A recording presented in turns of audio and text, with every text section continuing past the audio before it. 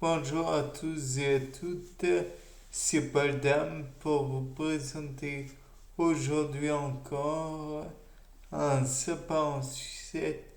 Et aujourd'hui, je me demandais s'il y avait effectivement un cycle circadien pour les plantes, à savoir un cycle au cours duquel elles fonctionnent différemment dans deux états ou même plus d'ailleurs, dans deux étapes de la journée. Et on pourrait même parler d'un... On verra après. Durant ces étapes, il faut savoir qu'il y aurait véritablement une phase nuit et une phase jour. Et ça, on pourrait noter par exemple à la façon dont elle utilise le dioxyde de carbone et donc le photosynthétise grâce à ces chloroplastes. Bien sûr, il faudrait que ces chloroplastes soient exposés ou non à la lumière, car si la plante est continuellement exposée à la lumière, on peut avoir des doutes quant au fait d'enregistrer des différences. Toujours est-il que si elle était exposée à une lumière plus ou moins importante durant une période de la journée et moins importante dans une autre période, on verrait peut-être une différence. Par la suite, on pourrait peut-être noter une différence dans la quantité de glucides, oui, mais du glucose, de saccharose, de maltose et divers sucres contenus dans la plante en temps normal.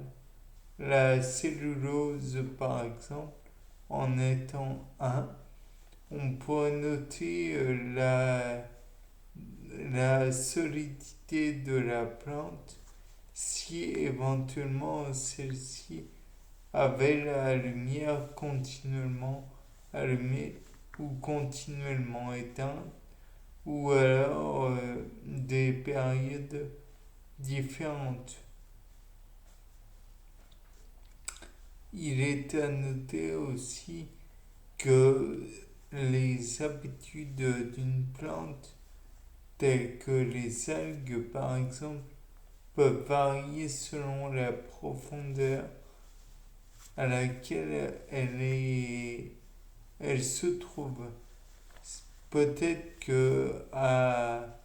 et aussi au fait que c'est un organisme pluricellulaire ou unicellulaire.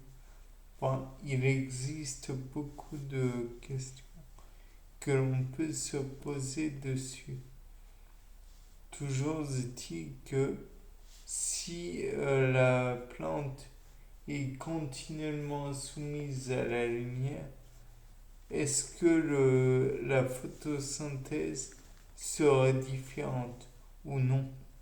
Est-ce que, par exemple, le chloroplaste, s'il est continuellement soumis à la lumière, pourrait emmagasiner assez de lumière, de dioxyde de carbone pour faire chuter drastiquement celle présente dans l'atmosphère, le dioxyde de carbone dans l'atmosphère, ajouter du dioxygène, augmenter artificiellement ou pas artificiellement la quantité donc de dioxygène, je l'ai dit, la capacité à s'enflammer pour les métaux ou autres combustibles.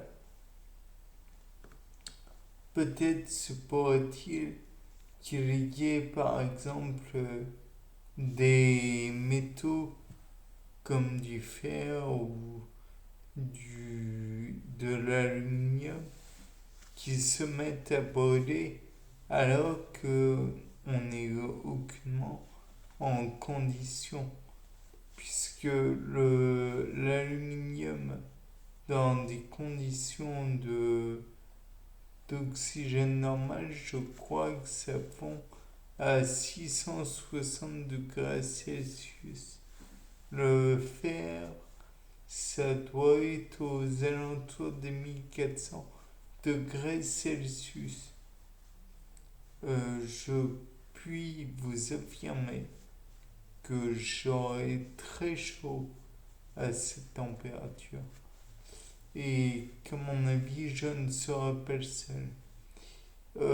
Toujours est-il que le soleil ne peut pas dégager autant de chaleur et il y a le réchauffement, enfin l'effet de serre qui aura des effets certes, mais moins importants, plus importants qu'en temps normal, quoique moins important, puisque c'est avec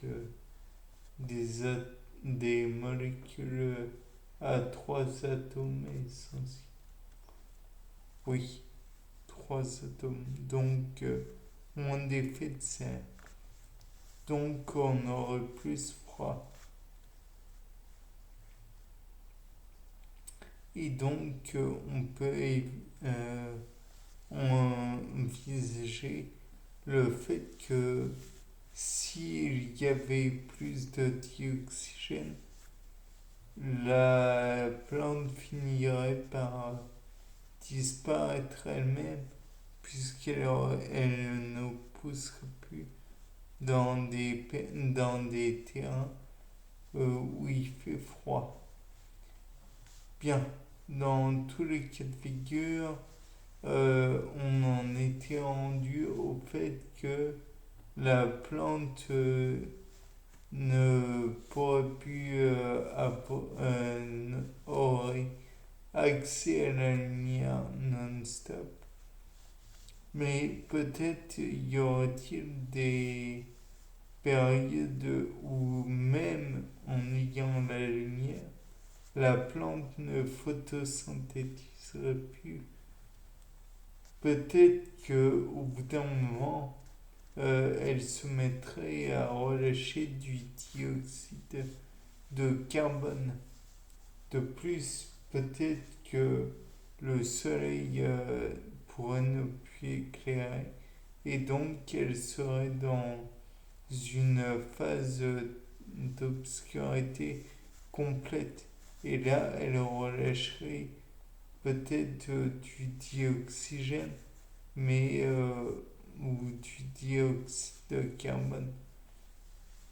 Et de plus, on ne sait pas, on n'a jamais enregistré, du moins à ma connaissance, les périodes de relâchement de dioxyde de carbone de la plante. Peut-être fait-elle ça avec des phases bien particulières. Peut-être ne fait-elle ça que durant un moment, puis elle passe à un gaz et j'en passe. Bien, c'est un sujet qui me paraît difficile à conclure. C'était Paul Dame pour un nouveau Sapin en Sucette. Au revoir.